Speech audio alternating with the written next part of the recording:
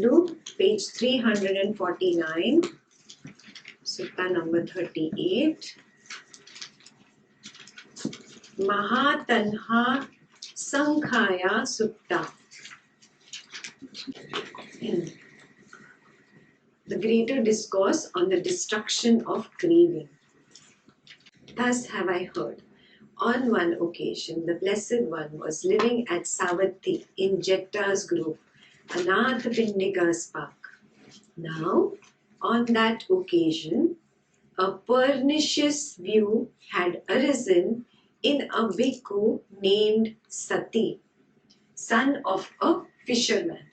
Thus, as I understand the Dhamma taught by the Blessed One, it is this same consciousness that runs and wanders through the round of rebirths, not another. Are you understanding this? A fisherman, a son of a fisherman named Sati says, what I have understood that the Buddha has taught, it is the same consciousness that is going from one birth to another. This is his view. What is pernicious? A view that will cause harm to you in the long run. A wrong view, basically. Several bhikkhus, having heard about this, went to the bhikkhu Sati and asked him, Friend Sati, is it true that such a pernicious view has arisen in you? Exactly so, friends. As I understand the Dhamma taught by the Blessed One, it is the same consciousness that runs and wanders through the round of rebirths, not another. Then those bhikkhus, desiring to detach him from that pernicious view, pressed and questioned and cross-questioned him. Thus, friend Sati, do not say so. Do not misrepresent the Blessed One. It is not good to misrepresent the Blessed One. The Blessed One would not speak thus, for in many ways the Blessed One has stated consciousness to be dependently arisen, since without a condition there is no origin of consciousness. Clear? Yet, although pressed and questioned and cross-questioned by those bhikkhus in this way, the bhikkhu Sati, son of a fisherman, still obstinately adhered to that pernicious view and continued to insist upon it. Since the bhikkhus were unable to detach him from the pernicious view, they went to the Blessed One, and after paying homage to him, they sat down at one side and told him all that had occurred, adding, Venerable Sir, since we could not detach the bhikkhu Sati, son of a fisherman, from this pernicious view, we have reported this matter to the Blessed One. Then the Blessed One addressed a certain bhikkhu thus, Come bhikkhu, tell the bhikkhu Sati, son of a fisherman, in my name, that the teacher calls him. Yes, Venerable Sir, he replied. And he went to the bhikkhu Sati and told him, the teacher calls you friend Sati. Yes, friend, he replied. And he went to the Blessed One, and after paying homage to him, sat down at one side. The Blessed One then asked him, Sati, is it true that the following pernicious view has arisen in you? As I understand the Dhamma taught by the Blessed One, it is the same consciousness that runs and wanders through the round of rebirths, not another. Exactly so, Venerable Sir. As I understand the Dhamma taught by the Blessed One, it is the same consciousness that runs and wanders through the round of rebirths, not another. Did you get it till here? He has still the Vedic understanding of the same soul that takes the same birth again and again takes birth again and again, the same soul coming back again and again. Clear? That is his understanding. What is that consciousness, Sati? Venerable Sir, it is that which speaks and feels and experiences here and there the result of good and bad actions. Misguided man, to whom have you ever known me to teach the Dhamma in that way? Misguided man, have I not stated in many ways consciousness to be dependently arisen, since without a condition there is no origination of consciousness? But you, misguided man, have misrepresented us by your wrong grasp and injured yourself and stored up much demerit, for this will lead to your harm and suffering for a long time. Then the Blessed One addressed the bhikkhus thus: Bhikkhus, what do you think? Has this bhikkhu Sati, son of fisherman, kindled even a spark of wisdom in this Dhamma and discipline? How could he, Venerable Sir? No, Venerable Sir. When this was said, the bhikkhu Sati, son of a fisherman, sat silent, dismayed, with shoulders drooping and head down, glum and without response. Then, knowing this, the Blessed One told him, Misguided man, you will be recognized by your own pernicious view. I shall question the bhikkhus on this matter. Till today there is a joke amongst the Buddhist monk. If somebody comes with this kind of a view, they always say, don't be a son of a fisherman. They have their own sense of humor. Okay. Then the Blessed One addressed the bhikkhus thus: Bhikkhus, do you understand the Dhamma taught by me as the bhikkhu Sati, son of a fisherman, does when he misrepresents us by his wrong grasp and injures himself and stores up much demerit? No, Venerable Sir. For in many discourse, the Blessed One has stated consciousness to be dependently arisen, since without a condition there is no origination of consciousness. Good bhikkhus, it is good that you understand the Dhamma taught by me thus. For in many ways I have stated consciousness to be dependently arisen, since without a condition there is no origination of consciousness.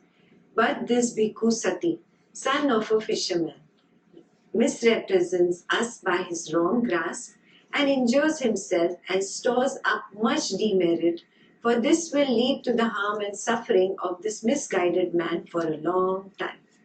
Conditionality of consciousness. Because consciousness is reckoned by the particular condition dependent upon which it arises.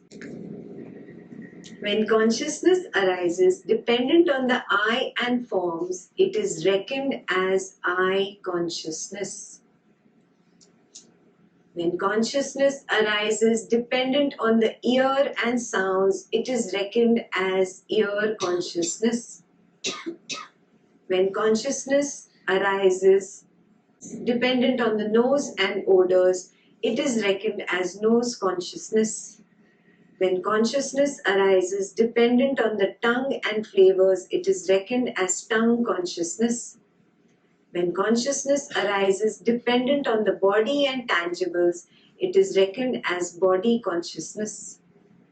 When consciousness arises dependent on the mind and mind objects, it is reckoned as mind consciousness. Just as fire is reckoned by the particular condition dependent on which it burns.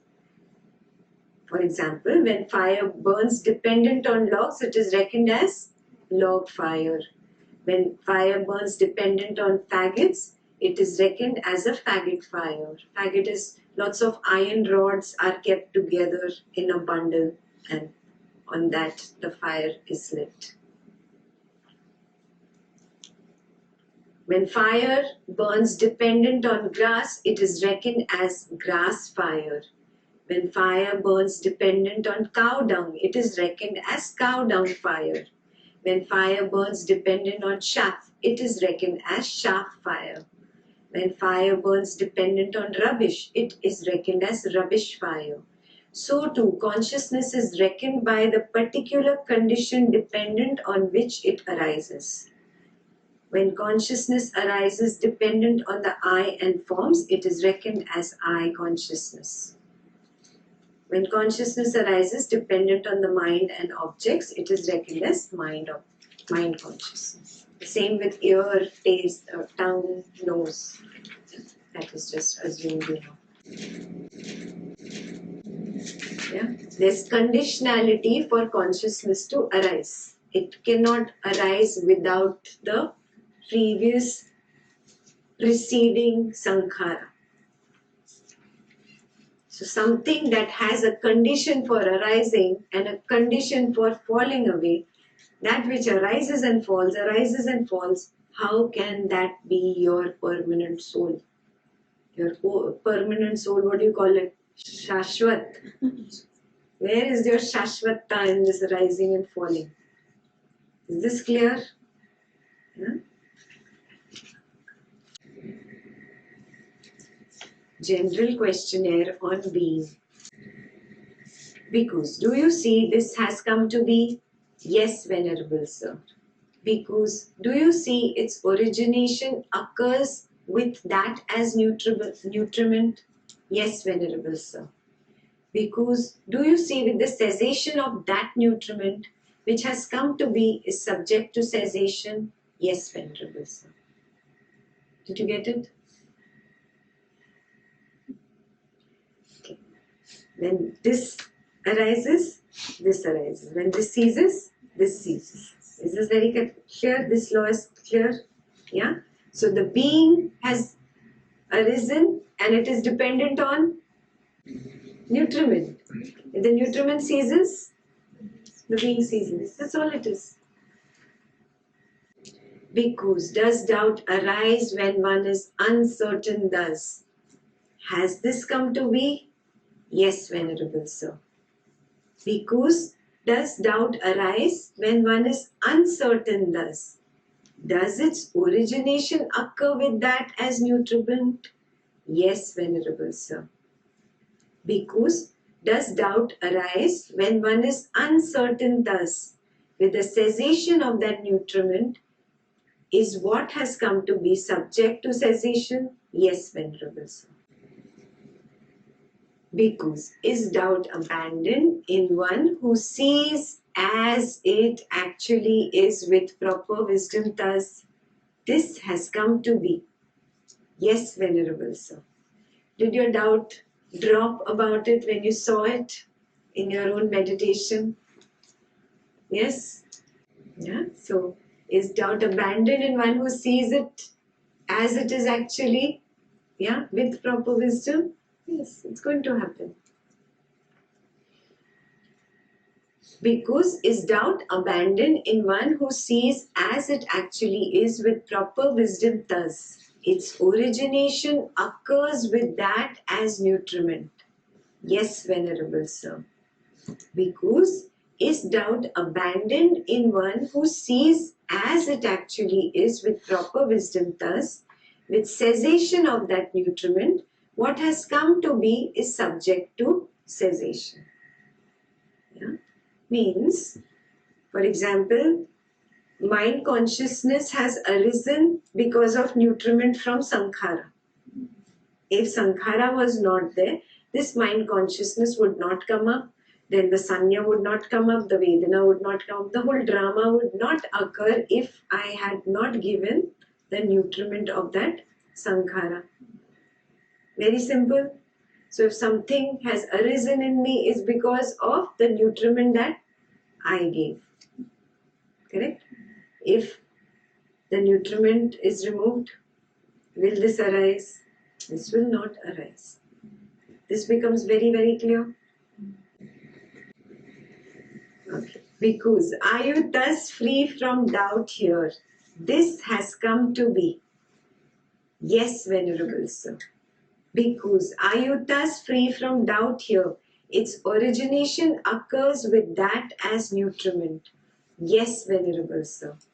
Bhikkhus, are you thus free from doubt here? With the cessation of that nutriment, what has come to be is subject to cessation. Yes, Venerable Sir. Are you getting it? Now let's look at this table. For number 2, Sankhara, what is the nutriment? Ignorance is the nutriment. Yes? If I remove ignorance, will Sankhara, will number 2 Sankhara remain? If I remove 1, are you getting it? So 1 is the nutriment for 2. Are you getting this? Yeah? And if I remove the nutriment, this goes away. Is this supremely clear? So 1 is the nutriment for 2, 2 is the nutriment for 3, 3 is the nutriment for 4, 4 is the nutriment for 5. You're understanding nutriment, no? You give nutrition to this being, this body. If you don't give nutrition, this body dies. It's the same thing. Yeah? If I abandon ignorance, Sankhara won't arise. If Sankhara doesn't arise, can Vijnana arise? If Vijnana doesn't arise, will there be Nama Rupa in my head? No. No Nama Rupa.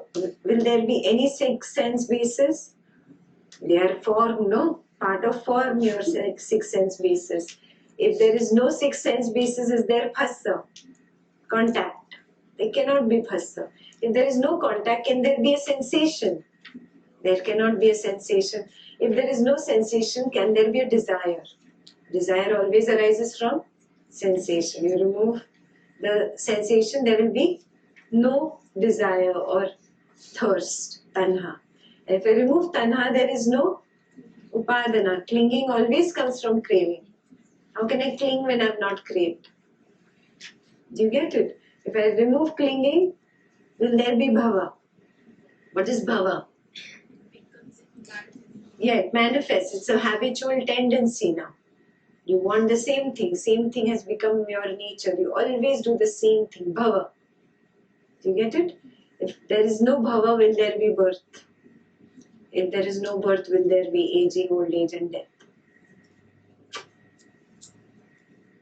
Understood what he's saying? So, for consciousness, where does conscious engagement come into picture? So, I have lots of vijnana in my base of infinite consciousness. This vijnana does not turn into a fully blown up thought on its own. It needs conscious engagement. We did conscious engagement, he remembers from yesterday, day before yesterday's sutta. Conscious engagement is that little craving coming up like this in me. This is coming actually because of a past sankhara. Yeah? That conscious engagement is not here yet.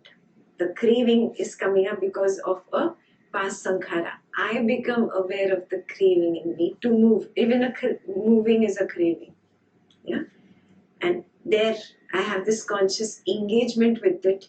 There is contact with the mind consciousness. That's where you actually move. The engagement serves as the interface between the sankhara of craving and the vijnana. Craving is embedded in every link of dependent origination. Did you get it? Yeah, because there is craving attached to the sankhara, the vijnana catches on fire. There is craving attached to vijnana, nama rupa happens in your head. Monkey. You saw him? Nama rupa happened in your head. Understood? And the craving was to understand. The craving was to get it. Yeah? So you had a conscious engagement. Yeah? And I threw that at you. Immediately the Nama Rupa came. Okay? What was the trigger? Conscious engagement. If I don't do the conscious engagement, what will happen? It just dive within dive. And give them examples. Very nice. So I had this experience of just witnessing. Being that awareness and witnessing all the thoughts coming up. So at one point, my mind object was my manager's face. All of a sudden it popped up. There were many people coming. When I was just in awareness, they were just dissolving and disappearing. But when my manager came up, I felt that thing coming up all of a sudden after that mind object. For me in that case, I observed. I know that was coming up, but I don't know what that was. I might have had some fixed concept about him, but I didn't recognize that. I just recognized that coming up. So when I observed, it just went away. So when I was explaining it to Didi, she said, if you had connected it to you, if your ego had come up, it's my manager, he's like this, who's talking that? Sindhu is talking that, right? That I identified with Sindhu. So when I would have done that, that thought would have come, oh, this guy is like this. And then it's done. And another sankhara is seed. So that will keep coming back again and again, and that's my sankhara. If I do this, it's going to come back again, and I'm going to do that again.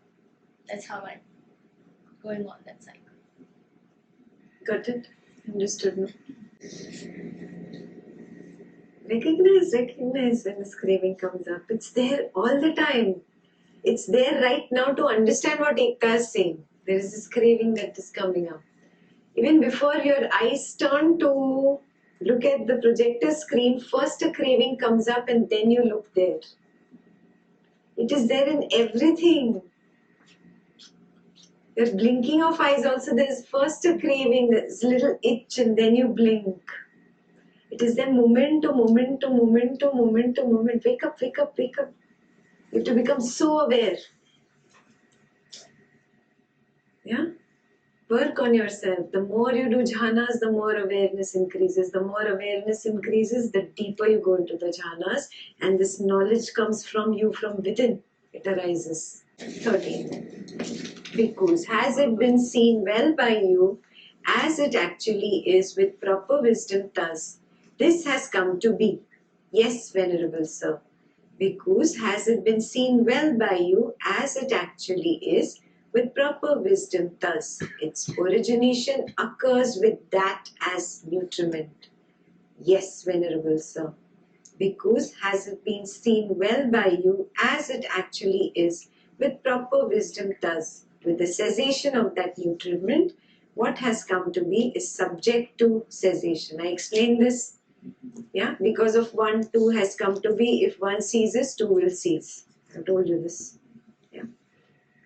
Bhikkhus, purified and bright as this view is, if you adhere to it, cherish it, treasure it, and treat it as a possession, would you then understand that the Dhamma has been taught as similar to a raft, being for the purpose of crossing over, not for the purpose of grasping? No, Venerable Sir. Bhikkhus, purified and bright as this view is, if you do not adhere to it, cherish it, treasure it, and treat it as a possession, would you then understand that the Dhamma has been taught as similar to a raft, being for the purpose of crossing over, not for the purpose of grasping? Yes, Venerable Sir. You cross over a little river with what? With your little boat of knowledge. Then you can't hold on to it, no? It was meant for the purpose of crossing over. If I hold on to it, then I'm not going to the other shore. Sure, that was my purpose. Yeah? So, you like to hold on to your old technique? Hold on to it, hold on. Arey, how will you go ahead? Shant ho jao. Relax, surrender. Yeah? First time I understood this. Always in Art of Living teachers say, knowledge is like a soap. Apply it and then you wash it. I didn't understand till now what you just said. What is applying and removing? I didn't get that. Now, not craving, holding on. Yes. You learn something new, how you hold on to it. You crave for it, I told you have to go into this next state. Now you have to go into base of infinite consciousness. Base of infinite consciousness, You're trying so hard, you're holding on to it. Relax. That relax is not there, that surrender is not there, it doesn't happen. The moment you surrender, what happens? Zoop, it's there. It was already there. You just didn't see it. Yeah? You see it, you're done with it, now you're told to go ahead. What happens to you? That. अरे छोड़ वो boat आगे जा नहीं boat साथ में लेके जा बहुत interesting it was so beautiful what lights what colors what shapes अरे यार आगे जाओ बहुत मेहनत से तो बैठे हो 2 दिन से उधर ही बैठे हो आगे नहीं जानी गाड़ी isn't that happening? Yeah, so become very vigilant that when I hold on to something, I get like lost in it. Wow. And then that wow or no wow also you get lost in. Yeah? Then you're not moving ahead. Moving ahead is required. For that you have to leave that previous boat. So there is an escape beyond. Is this clear? Nutriment and dependent origination. Because there are these 4 kinds of nutriment for the maintenance of beings that already have come to be and for the support of those about to come to be. What for? They are physical food as nutriment, gross or subtle, contact as the second, mental volition as the third, and consciousness as the 4th. Now, because these 4 kinds of nutriment have what as their source, what as their origin, from what are they born and produced. These 4 kinds of nutriment have craving as their source, craving as their origin. They are born and produced from craving. Now look at the 4 again. You understand contact has craving in it. You understand mental volition has craving in it. And I explain how consciousness has craving in it. Yeah? How food has craving in it. Chalo, subtle food I understand again. Whatever you take from the environment and people and their thoughts. What about the gross food? How does it have craving in it?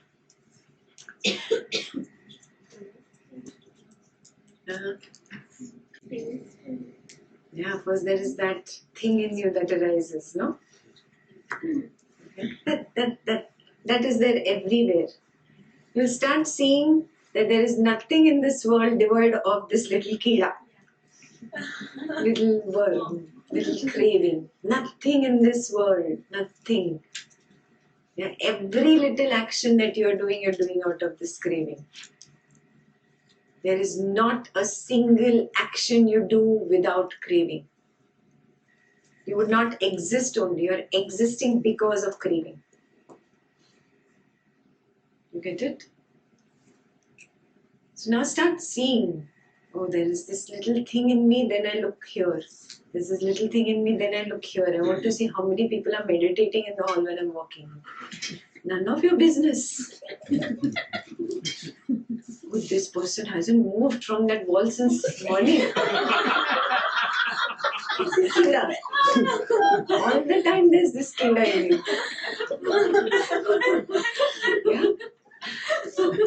You have to go for a restroom break. You can't, but you have to go. Then you get up and then you see, hey, yeah, she's been sitting so long. Yeah, she didn't take a restroom break. क्या कीड़ा constant कीड़ा you have. Like you write exams and you tell people how many sheets have you filled. Yeah. How many sheets okay? Really, does that determine where you get? What determines? how pure and wholesome you are inside. You're pure and wholesome and you've really worked hard towards being pure and wholesome. Zoop, you're in samadhi.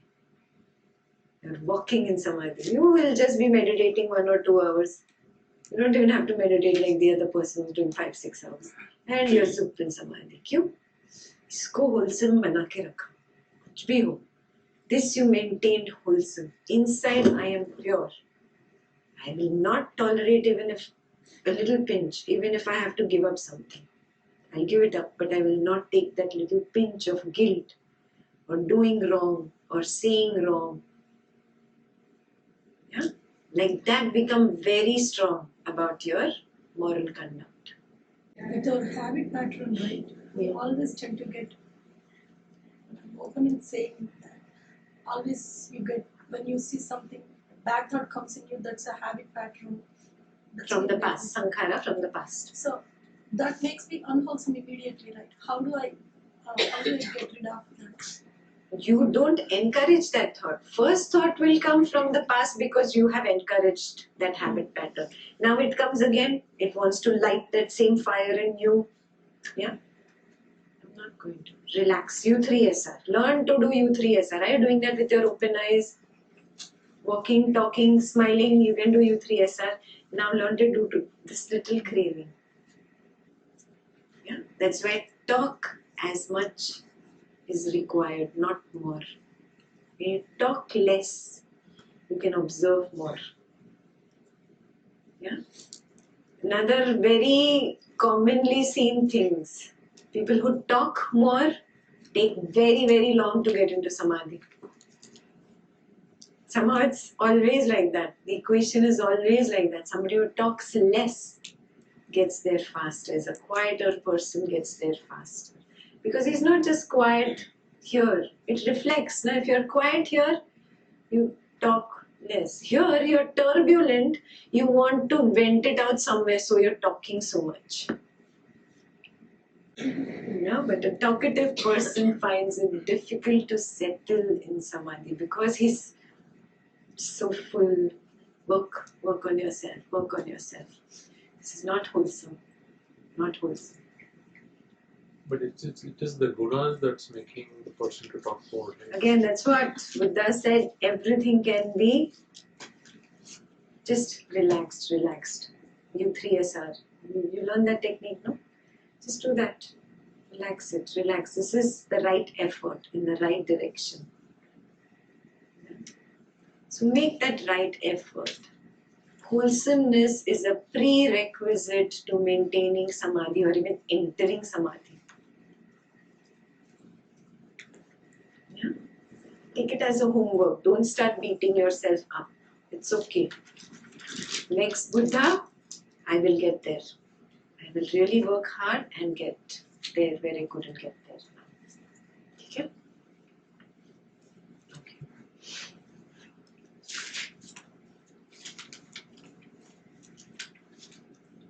These four kinds of nutriment have craving as their source, craving as their origin. They are born and produced from craving.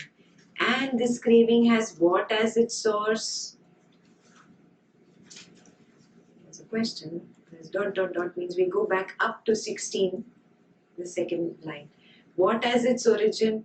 From what is it born and produced? Craving has feeling as its source. Go back up. Feeling as its origin. And it is born and produced from feeling. And this feeling has what as its source, what as its origin, and what is it born and produced from?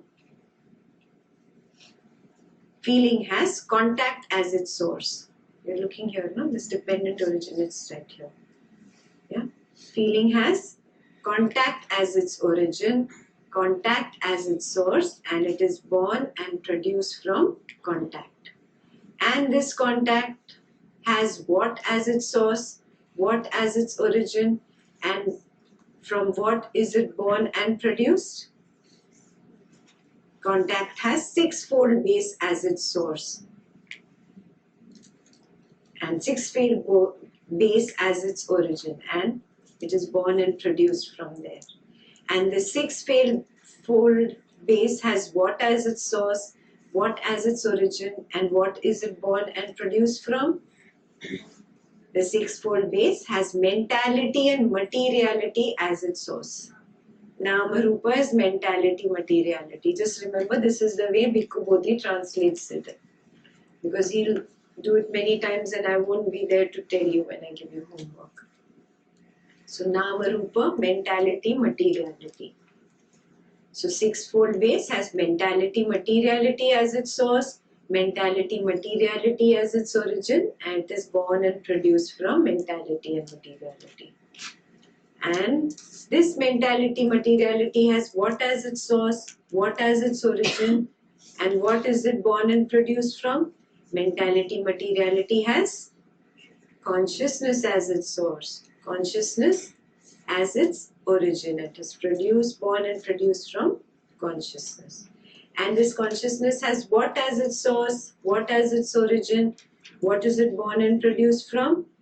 Consciousness has sankharas or formations as its source, formations as its origin, and it is born and produced from formations. Formations and these formations have what as their source, what as their origin, and from what are they born and produced? Formations have ignorance as their source, ignorance as their origin, and they are born and produced from ignorance. If I wake you up in the middle of the night, you should be able to tell me the whole dependent origination. Itni baar kiya, you've done it so many times now in these 9 days. This is all you're doing. Yeah, you forget the second part of the table. Just the names. 1 to 12 you should know. The numbers and the names. Yes? See, yeah? उसको बोलूँगी test लेने को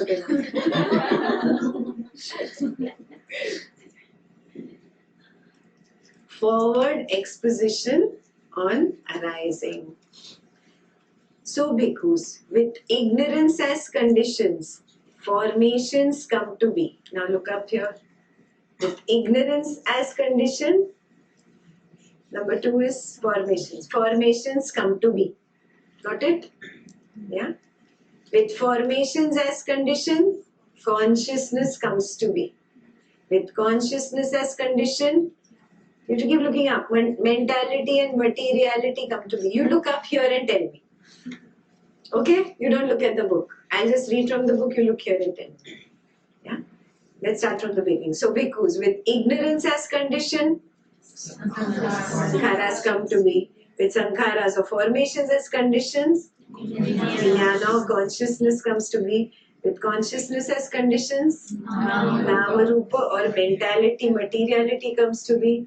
With mentality, materiality as condition, six-fold base comes to be. With six-fold base as condition, contact or phassa comes to be. With contact as condition, sensation or feeling or vedana comes to be. With feeling as condition, craving comes to be.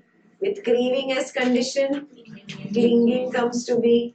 With clinging as condition, becoming. There it is becoming, in the book it is being. Same thing, being, becoming comes to be. With becoming or being as condition, birth comes to be. With birth as condition, aging and death, sorrow, lamentation, pain, grief and despair come to be. Such is the origin of the whole mass of suffering.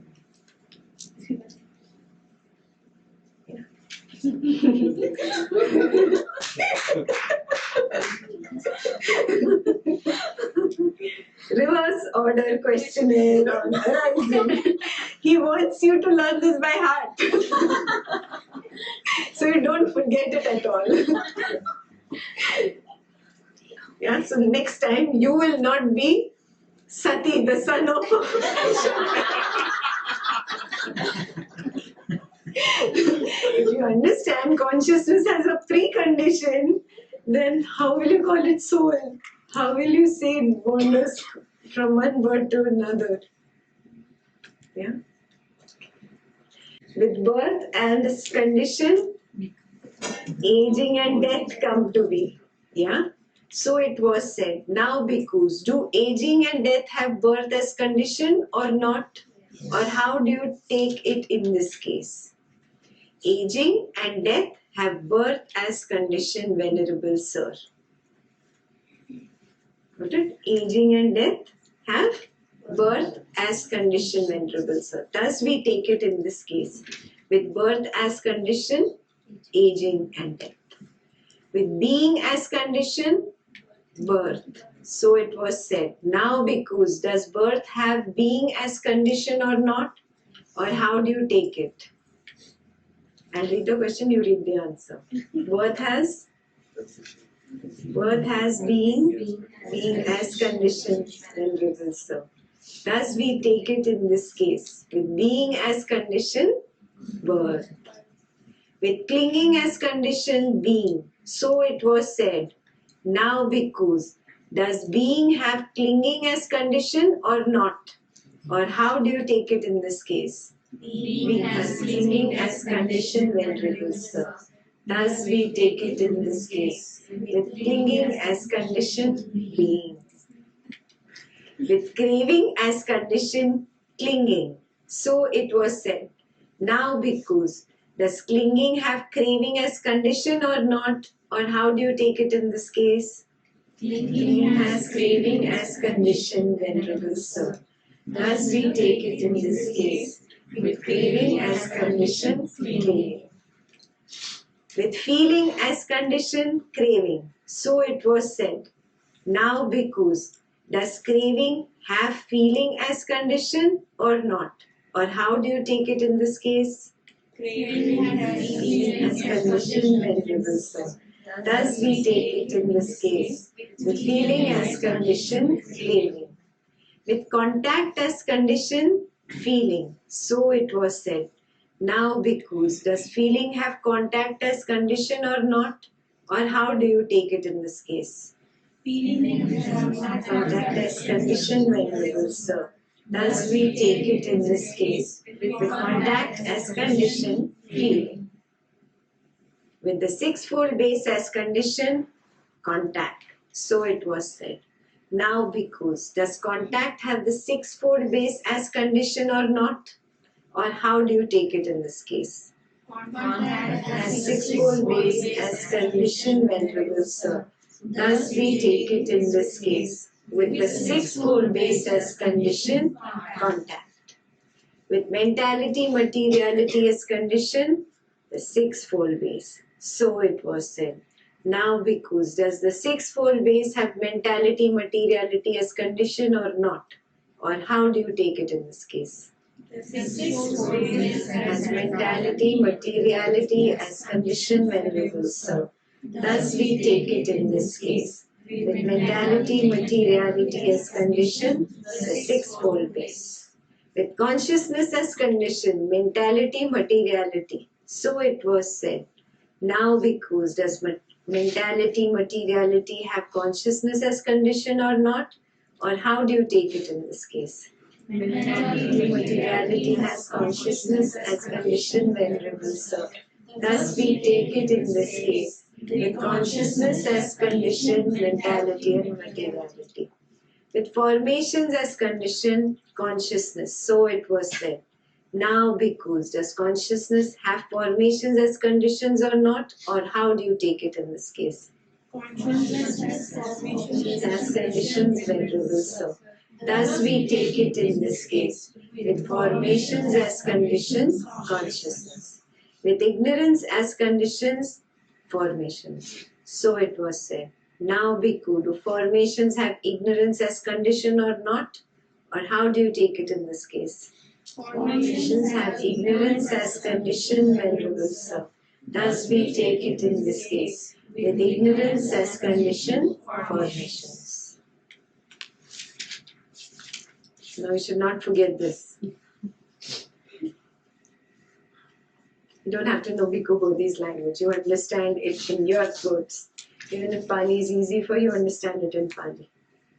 Yeah, it is so simple. There is ignorance that leads to Sankharas. Sankharas only give rise to Vijnana. Vijnana only gives rise to name and form. Name and form gives rise to the sixfold base. The sixfold base gives rise to Hassa, contact. And that contact gives rise to a little feeling in me. What does feeling give rise to? It's craving. And what does craving do? Clinging. And from clinging comes becoming or bhava, or being. And then that leads to birth, and then aging, death, pain, lamentation, and despair. It's not easy. Exam में हो गया? So recapitulation on arising. Good bhikkhus. So you say thus, and I also say thus. When this exists, that comes to be. With the arising of this, that arises. That is, with ignorance as condition, formations come to be. With formations as condition, छोड़ने वाला नहीं हो. बाद में सच्ची और मारा रहेगा. कौन मारा रहेगा सत्य को? I'm sure. पकड़ के मारा रहेगा. कैसे बोला तूने ये?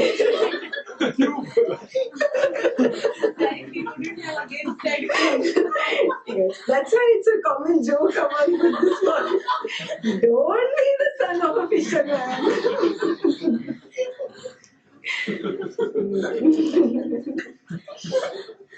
Okay.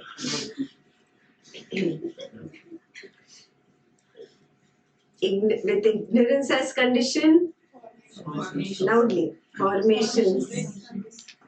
With formations as condition, with consciousness as condition,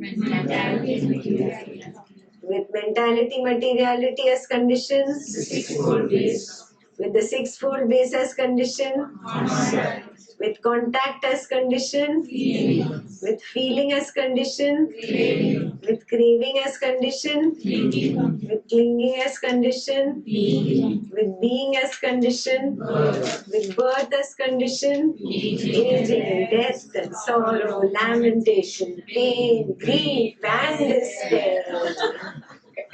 Such is the origin of the whole mass of suffering. अब बोलोगे there is no दुख, बोलोगे.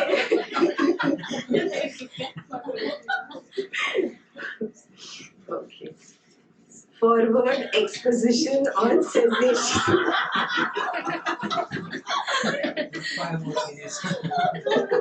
Only. But with the remainderless fading away and cessation of ignorance comes cessation of formations. With the cessation of formations, cessation of consciousness. With the cessation of consciousness, cessation of mentality.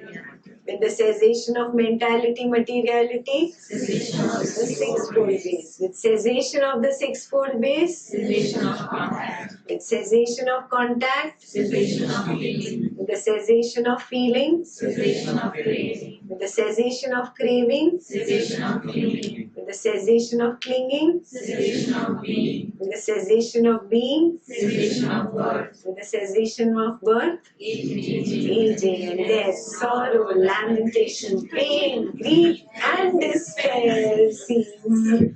Such is the cessation of this whole mass of suffering. Reverse order questionnaire on cessation. With the cessation of birth, cessation of aging.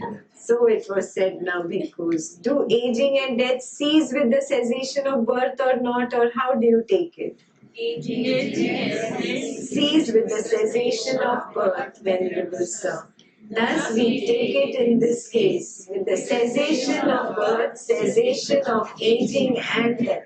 With the cessation of being, cessation of birth. With the cessation of clinging, cessation of being. With the cessation of craving, cessation of clinging. with the cessation of feeling, Cessation of feeling. with the cessation of contact, Cessation of feeling. with the cessation of sixfold base, Cessation of contact. with the cessation of mentality, materiality, Cessation of sixfold base. with the cessation of consciousness, Cessation of mentality and materiality. with the cessation of formations, Cessation of consciousness. with the cessation of ignorance. Cessation of formations. So it was said, now bhikkhus, do formations cease with the cessation of ignorance or not? Or how do you take it in this case? Formations cease with the cessation of ignorance, venerable sir. Thus we take it in this case. With the cessation of ignorance, cessation of formations. Now recapitulation on cessation. Good bhikkhus. So you say thus, and I also say thus. When this does not exist, that does not come to be. With cessation of this, that ceases. That is, with the cessation of ignorance comes cessation of formations. With the cessation of formations, Cessation of consciousness. with the cessation of consciousness, Cessation of mentality, materiality. with the cessation of mentality, materiality, Cessation of sixfold base. with the cessation of the sixfold base, Cessation of contact. with the cessation of contact, Cessation of feeling. with the cessation of feeling, Cessation of craving. with the cessation of craving, Cessation of clinging. with the cessation of clinging, Cessation of being. with the cessation of being, Cessation of birth. with the cessation of birth, age and death, sorrow, lamentation, pain, grief, and despair. Such is the cessation of this whole mass of suffering. Personal knowledge. Bhikkhus, knowing and seeing in this way, would you run back to the past thus? Were we in the past? Were we not in the past? What were we in the past? How were we in the past? Having been what? What did we become in the past? No, Venerable Sir. Knowing and seeing in this way, would you run forward to the future thus? Shall we be in the future? Shall we not be in the future? What shall we be in the future? How shall we be in the future? Having been what? What shall we be in the future? No, Venerable Sir. Knowing and seeing in this way, would you now be inwardly perplexed about the present thus? Am I? Am I not? What am I? How am I? Where has this being come from? Where will it go? No, Venerable Sir. Bhikkhus, knowing and seeing in this way, would you speak thus? The teacher is respected by us. We speak as we do out of respect for the teacher. No, Venerable Sir. See, the answer is no, not yes. This is so cool. Yeah. I mean, Yeah. this is so amazing. Are you getting it? Just doing it because you respect the teacher, not because you really understand it or believe it or it is your experience. Fake belief. He's directly asking you, would you indulge in fake belief now? Would you encourage fake belief in yourself? They said, no, Venerable Sir. Knowing and seeing in this way, would you speak thus? The recluse says this, and we speak thus at the bidding of the recluse. No, Venerable Sir. Just because, the monk or the teacher is saying so, that is why I believe so. Will you say that? He even said this like even the Buddha says so. Yeah, That's even what he said. don't you believe the Buddha? You experience it. Are you getting what he's saying? This is phenomenal. I don't think I've heard this in In any Anywhere other else. scriptures, no other scripture. don't say it just because I'm saying so. Yeah. This is really big. Yeah, that is the real teacher who doesn't bind you, right? If a teacher binds you, that means the teacher is insecure. If I would bind you, I would be insecure, right? Yeah. If I'm not insecure, will I ever want to bind you? It's so simple. It is so simple. You have to just recognize this thing. Yeah, you are free. If you recognize it as your truth, you follow. Don't recognize, dismiss. Next, no problem. That is what exactly he's saying. Yeah? Then you can really respect such a teacher because he's not looking to increase the number of disciples.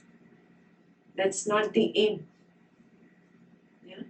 You have the freedom to really walk with him or not. There is no bondage. You feel so free, no? That is the Buddha. Knowing and seeing in this way, would you acknowledge another teacher? No, Venerable Sir. Knowing and seeing in this way, would you return to the observances, tumultuous debates, and auspicious signs of ordinary recluses and Brahmins, taking them as the core of the holy life? No, Venerable Sir.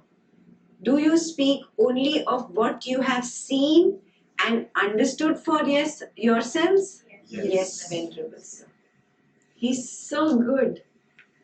That's why all of them came running behind him and drove him out.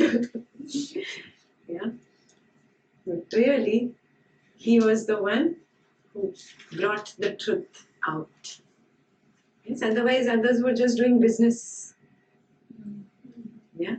Selling the concept of so many Vedic traditions, rites, rituals to make money. You know how it is in India. Yeah. 10,000 rupees ka laddu, you will get a closer look of the Ganesh. You have 10 rupees ka laddu right behind in the line. You know how it is. Yeah, it is the same everywhere. Yeah, so he was so clear about these things. Indirectly Brahmins ko attack kiya, recluses ko attack kiya. Not tumultuous debates. They used to do shastrartha. So they would learn the shlokas and just to beat each other, who's better at the shlokas. Is that jnana? What kind of jnana is it? Yeah, the entire debate that we had about does a soul exist? The same Yes, thing. that is the same thing you're doing. Shastrartha between Vedic and Baudic. Yeah. Pick up.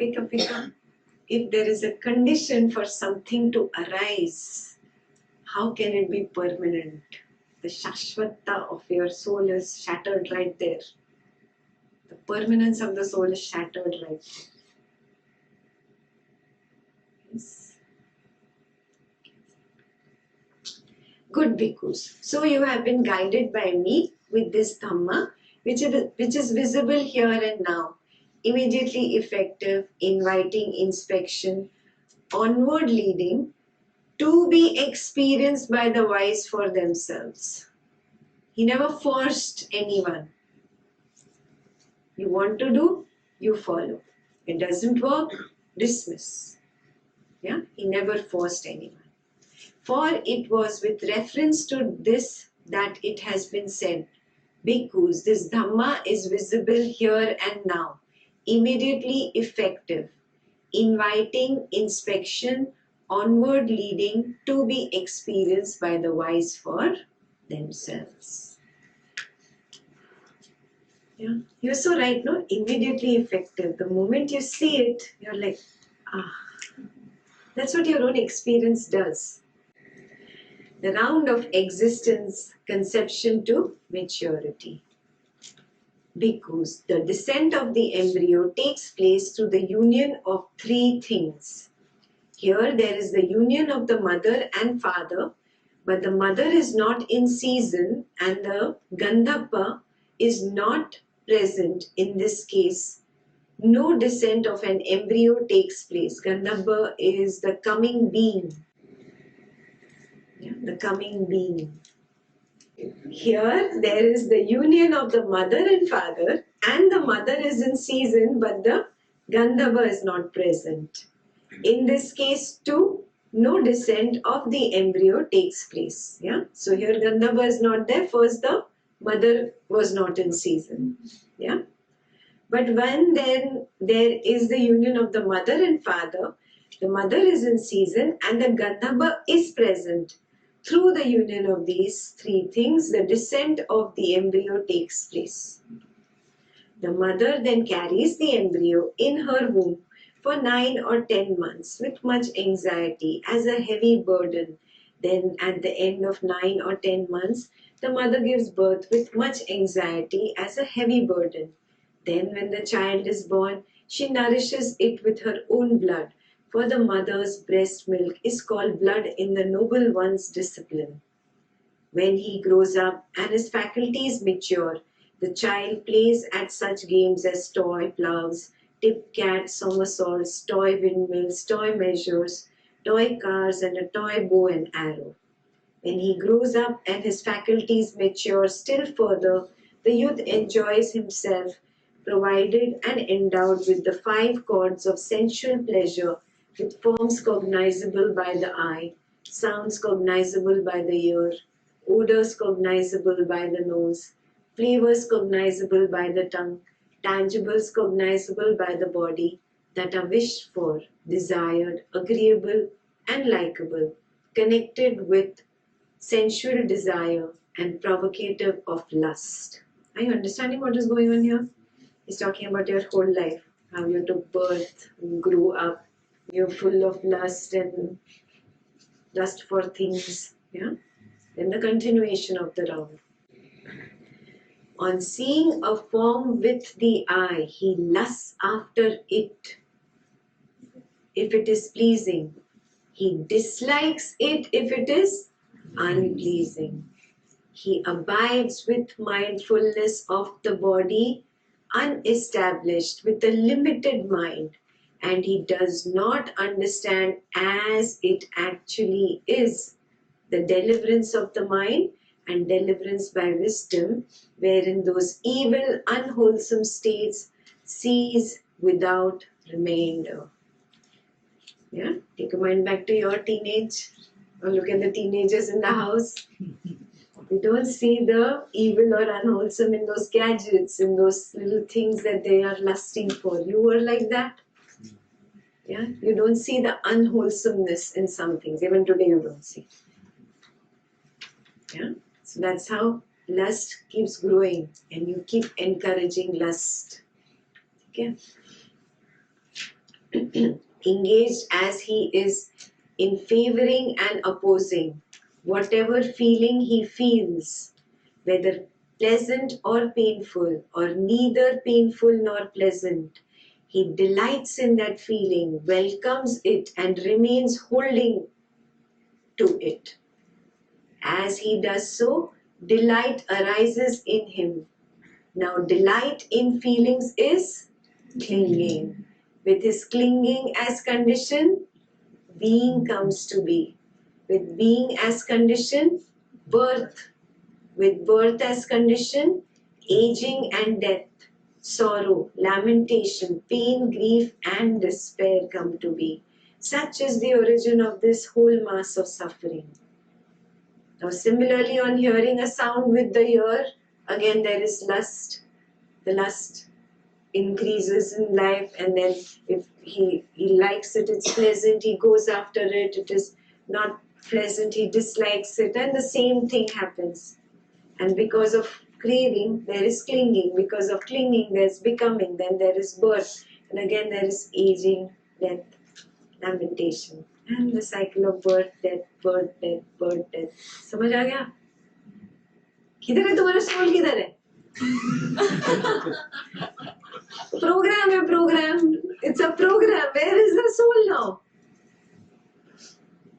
And we just explained, no? हम भूल गए थे ना छोड़ो ना, जाने दो.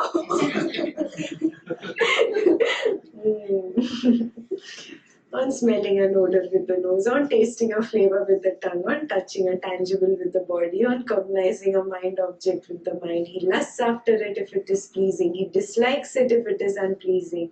Now, delight in feelings is clinging. With clinging as condition, being comes to be.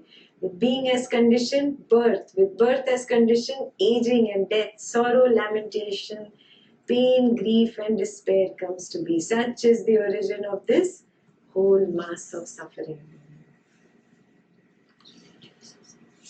Ending of the round. खुश हो जाओ. Ending. Spiritual suicide time.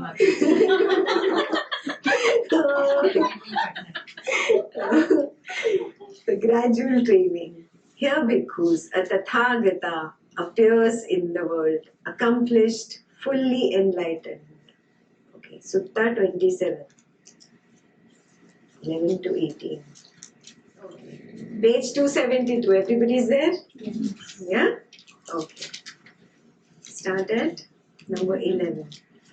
So too Brahman, here a Tathagata appears in the world, accomplished, fully enlightened, perfect in true knowledge and conduct, sublime, knower of worlds, incomparable leader of persons to be tamed, teacher of gods and humans, enlightened, blessed. He declares this world with its gods, its maras and its brahmas, this generation with its recluses and brahmins, its princes and its people, which he has himself realized with direct knowledge. He teaches the Dhamma, good in the beginning, good in the middle, and good in the end, with the right meaning and phrasing, and he reveals a holy life that is utterly perfect and pure. A householder or householder's son or one born in some other clan hears that Dhamma. On hearing the Dhamma, he acquires faith in the Tathagata.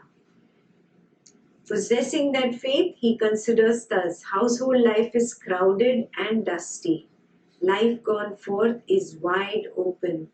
It is not easy while living in a home to lead the holy life, utterly perfect and pure as a polished shell.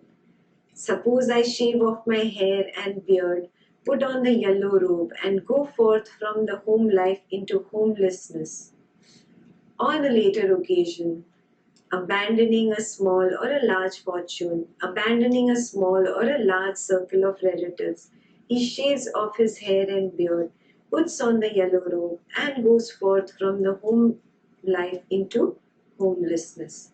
Having thus gone forth and possessing the bhikkhu's training and way of life, abandoning the killing of living beings, he abstains from killing living beings.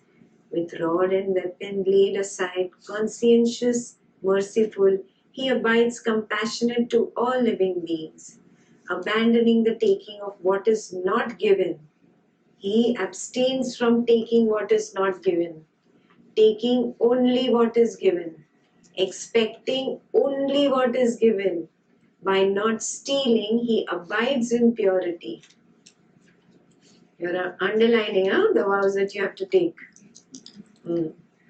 Abandoning incelibacy, he observes celibacy, living apart, abstaining from the vulgar practice of sexual intercourse.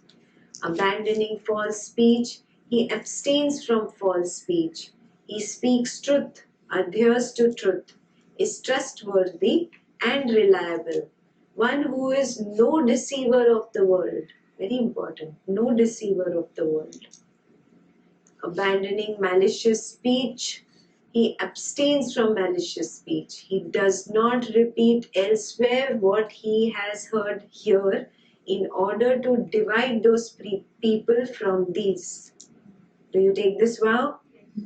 Not to speak something from here to there and there to here, with the intention of creating a divide. Yeah? Underline, he's giving you very good vows, highlight them.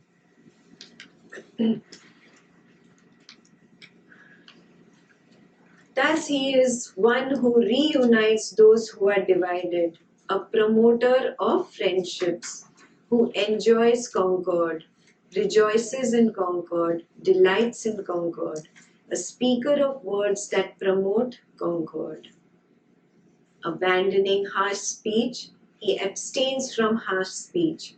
He speaks such words as are gentle, pleasing to the ear, and lovable, as go to the heart, are courteous, desired by many, and agreeable to many. Abandoning gossip, double underline. He abstains from gossip. He speaks at the right time, speaks what is fact, speaks on what is good, speaks on the Dhamma and the discipline. At the right time, he speaks such words as are worth recording, reasonable, moderate, and beneficial. What kind of words? Worth recording. If you were on camera, would you speak the words you were going to speak? Like that, you should think before you open your mouth. If somebody was recording you, Aarti, would you speak that? And you think, no, 5 minutes. Like that, before speaking, you think. Yes, can you take this vow? Yes, as if I am on camera 24/7. Before I say something, I'll take a moment. I'll think, should I say this? I'm going to be recorded forever in history. He abstains from injuring seeds and plants. He practices eating only one meal a day. Please, you all don't go home and torture yourself. Huh? This was for monks. Okay. He practices eating only one meal a day, abstaining from eating at night and outside the proper time. He abstains from dancing, singing, music, theatrical shows. So you don't have to take this vow. No, zabardasti nahi hai. No zabardasti. If you feel like it, this reduces the number of sankharas that you collect. Yeah, they watch all whatever family drama shows and then trouble you guys, no? About your mother and their mother-in-law. Doesn't it happen? Yeah. So check. You know how one little thing influences your mind and you go troubling other people. So these things are there for a reason. Social media. Now if that was there, that also would be in the book. Right? So much sankhara of social media. So start cutting what you can as you move ahead on the path and recognize this is not good for me. We still don't have a TV in our house. There is no TV in the house. So you see, you cut down things. But yeah, you have Netflix on your computer now. That is the problem. No subscriptions. Remove all subscriptions. Then you'll say free YouTube. Too much. You'll have too much craving now. Too much temptations now. Yeah. So you have to work double. More than these monks had to do. In their time, they hardly had anything. Yeah, even that little bit of theatrical shows. What music, dancing, singing. Yeah. He abstains from wearing garlands, smartening himself with scent, and embellishing himself with unguents. You tend to want to look good to impress others. Somebody else should look at me. That is why you want to look good. Check this tendency. See what it does. It constantly is a sankhara, unwholesomeness inside about it. Yeah? Becoming more and more simple. That helps. Yeah. He abstains from high and large couches. Okay, this you have to understand. No, I'll explain. In those days, there were lots of insects and snakes and all. No, the houses are not like this. They were like huts and all. So they kept very high beds and very high couches. So those snakes would not come up, or to prevent them from creatures, basically. That was the reason. But when Buddha is telling you that you have to become one with the nature and not kill animals and not have hatred towards them, then all the bhikkhus were taught not to sit on high couches or lie on high beds, high luxurious beds. That is the only reason. It's not applicable, not in today's day and age and not in America.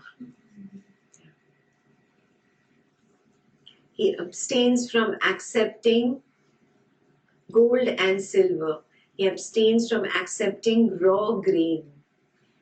Yeah, because he'll have to cook. He abstains from accepting raw meat. He abstains from accepting women and girls. He abstains from accepting men and women slaves. He abstains from accepting goats and sheep. He abstains from accepting fowl and pigs.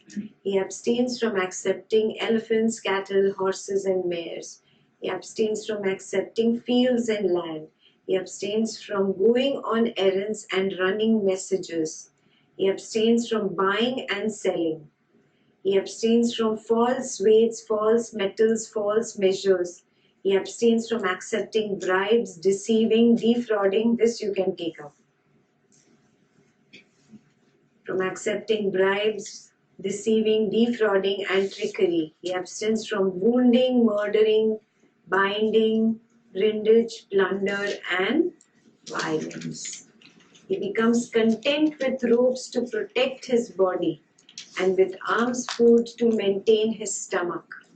And wherever he goes, he sets out taking only these with him.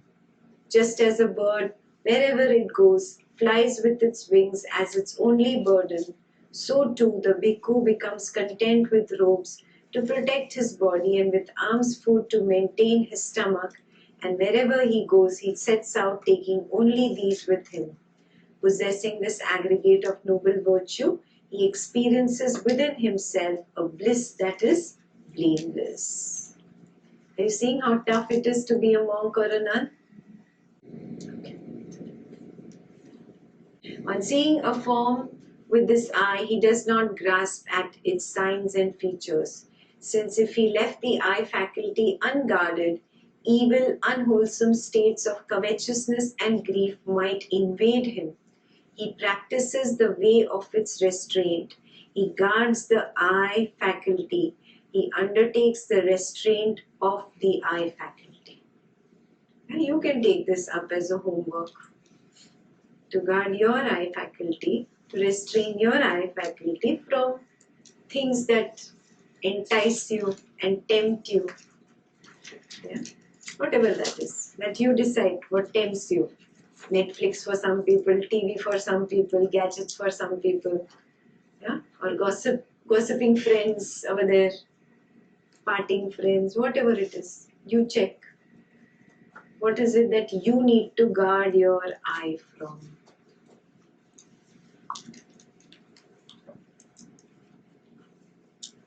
On hearing a sound with the ear also, same thing. What do you need to guard your ear from?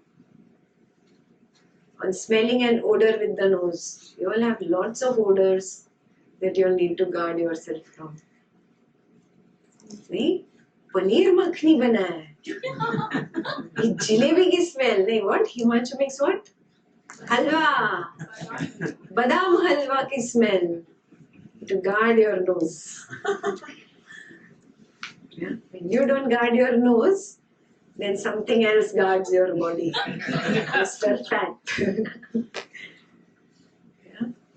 So, take on some vows on your own. Tasting a flavor with the tongue. There now the badam halwa has come from Himanshu's kitchen onto your tongue. What happens? More. Yes. You have not tasted Himanshu's halwa? See, craving in the mind. ऐसा क्या है हिमांशु के हलवे में?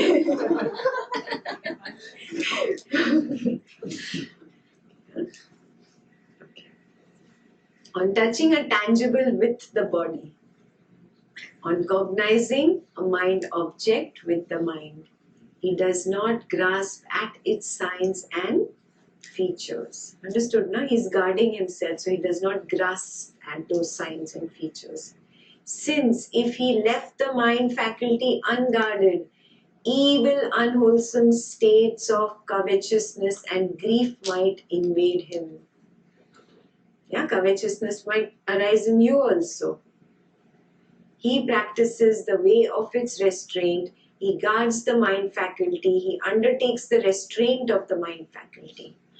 Possessing this noble restraint of the faculties, he experiences within himself a bliss that is unsullied.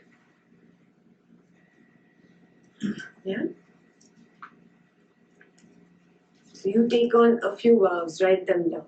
a few, whatever, whether about the taste or touch or the way you look at somebody or something. Does that arouse sexual thoughts in you? So guarding whatever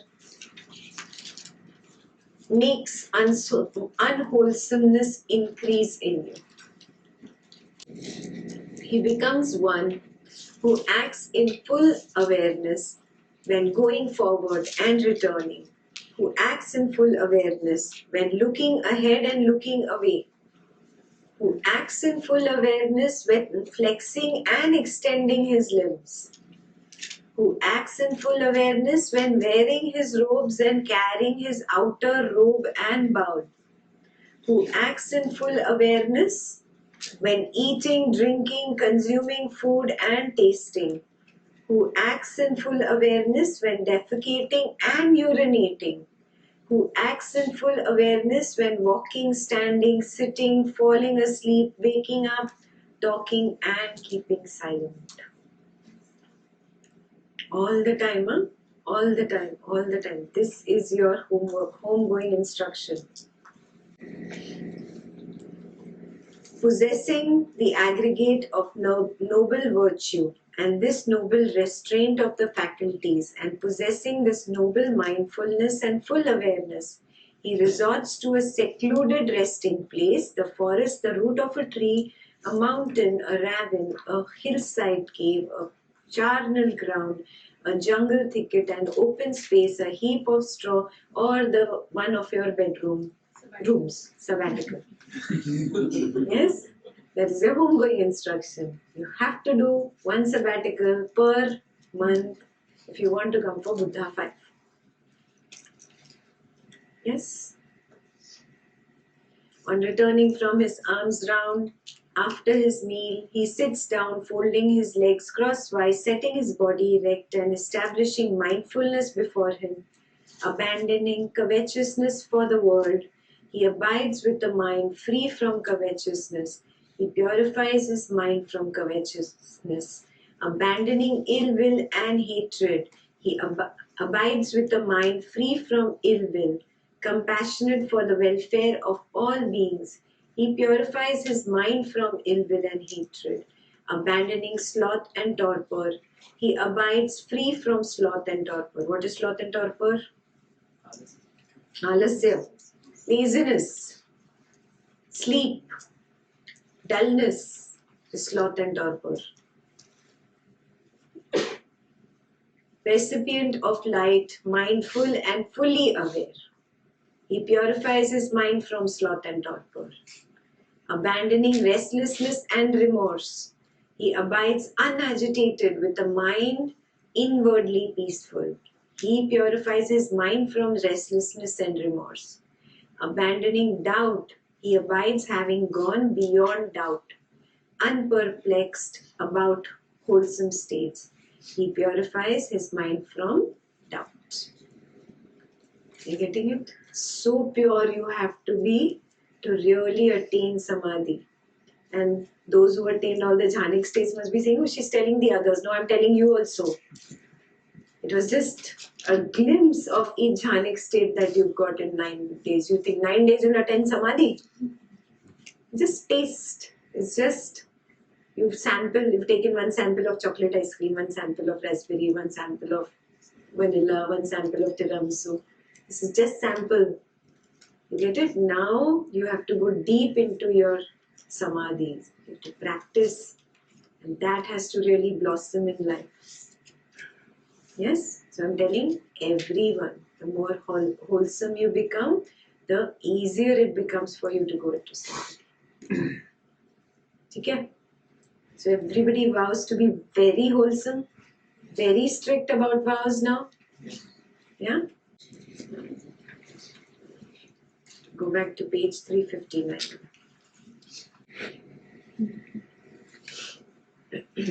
39. Having thus abandoned these 5 hindrances, imperfections of the mind that weaken wisdom, quite secluded from sensual pleasures, secluded from unwholesome states, he enters upon and abides in the first jhana. With the stilling of applied and sustained thought, he enters upon and abides in the second jhana. With the fading away as well of rapture, he enters upon and abides in the third jhana. With the abandoning of pleasure and pain, he enters upon and abides in the fourth jhana, which has neither pain nor pleasure and purity of mindfulness due to equanimity. You got it, no? So there was birth, and then he went through his childhood and then teenage and all those lusting things, and then a Tathagata comes in his life, and then he becomes a bhikkhu. He goes and he follows all those vows and all those strict things, and then he sits down and he goes through the jhanas. Understood the whole journey? Yeah. On the ending of the round, full cessation. On seeing a form with the eye, he does not lust after it if it is pleasing. He does not dislike it if it is unpleasing. He abides with mindfulness of the body established with an immeasurable mind, and he understands as it actually is the deliverance of mind and deliverance by wisdom, wherein those evil, unwholesome states cease without remainder. Got it? No, it's just the opposite of the previous paragraph. Now what he was lusting after, he starts seeing that it has evil, unwholesome states. Having thus abandoned favoring and opposing, whatever feeling he feels, whether pleasant or painful, or neither painful nor pleasant, he does not delight in that feeling or welcome it or remain holding to it. As he does not do so, delight in feeling ceases in him. With the cessation of his delight comes cessation of clinging. With the cessation of clinging, cessation of being. With the cessation of being, cessation of birth. With the cessation of birth, aging and death, sorrow, lamentation, pain, grief, and despair cease. Such is the cessation of this whole mass of suffering. On hearing a sound with the ear, on smelling an odor with the nose, on tasting a flavor with the tongue, on touching a tangible with the body, on cognizing a mind object with the mind, he does not lust after it if it is pleasing. He does not dislike it if it is unpleasing. With the cessation of his delight comes cessation of clinging. With the cessation of clinging, cessation of being. With the cessation of being, cessation of birth. With the cessation of birth, aging and death, sorrow, lamentation, pain, grief, and despair cease. Such is the cessation of this whole mass of suffering. So, the key is very simple, not to lust after something, not to delight in something pleasing, and not to really reject anything that is painful. That's simple. U3SR. Relax. Everything is just a little craving arising, like this little worm just arising. Aversion also arises like this only. Like this, like this, like this. Relax. U3SR. Comes up U3SR. Yeah? You keep doing it, keep doing it, keep doing it. That relaxation itself now stops many little cravings from coming up. Because it knows bad candidate, doesn't give me any attention. Yeah? Relax from a craving. Relax from a craving. Then you will not react. The thing is, you have not learned that skill of relaxing from a craving. See how U3SR helped any disturbing thought go away? Really, what is a disturbing thought? It is your craving. Some sankhara from the past has come up. Some craving to disturb you. Aversion also is craving only, under the umbrella of craving. Yeah? Just recognize. How did you get rid of your disturbing thought? U3SR. Do the same thing again with open eyes. Are you doing it already with open eyes? Is it working?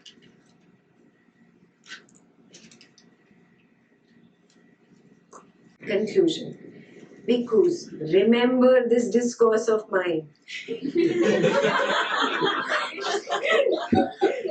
Briefly as deliverance in the destruction of craving. But remember the bhikkhu Sati, son of a fisherman, as caught up in a vast net of craving in the trammel of craving. That is what the Blessed One said. The bhikkhus were satisfied and delighted in the Blessed One's words.